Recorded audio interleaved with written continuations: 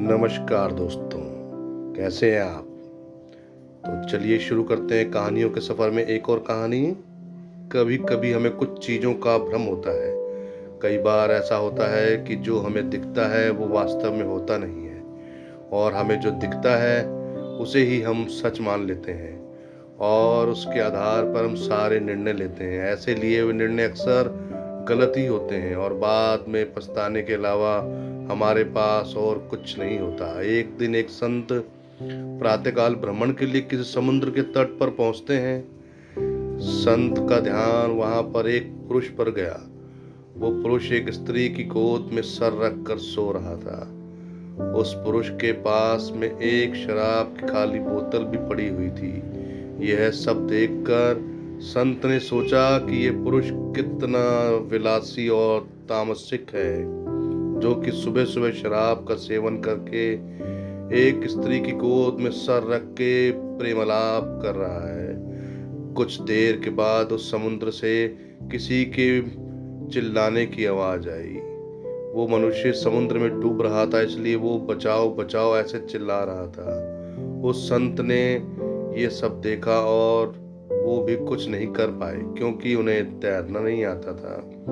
संत बिना कुछ बोले वहीं के वहीं खड़े रहे और ये सब देखते रहे। जो पुरुष एक स्त्री की गोद में अपना सर रखकर सो रहा था, वो खड़ा हुआ और उसे ने डूबने वाले व्यक्ति को बचाने के लिए पानी में कूद पड़ा।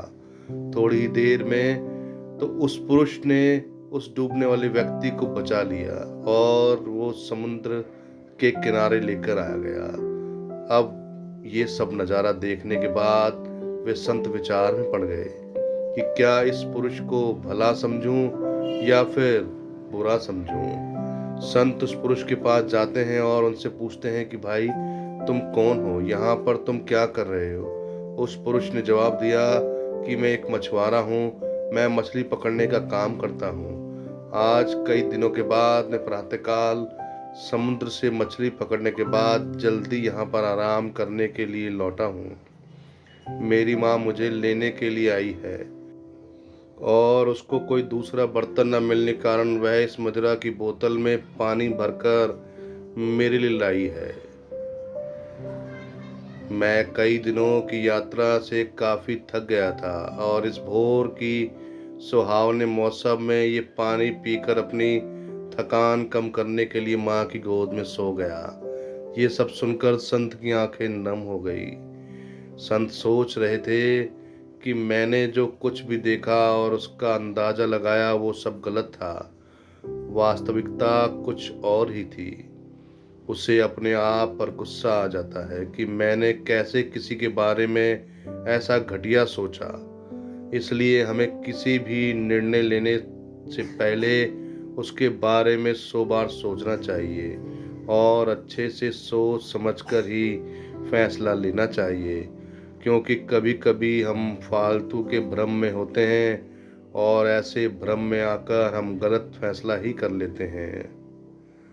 तो दोस्तों, ये कहानी आपको कैसी लगी। इस कहानी ने आपको अगर कुछ भी सीखने को दिया हो, चाहे वो 1% ही हो, तो कहानी को लाइक करना ना भूलें।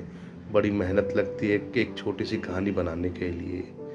तो अगर सब्सक्राइब भी नहीं किया है चैनल तो सब्सक्राइब भी कर लें। मिलते हैं अगली कहानी में। नमस्कार, जय हिंद, धन्यवाद।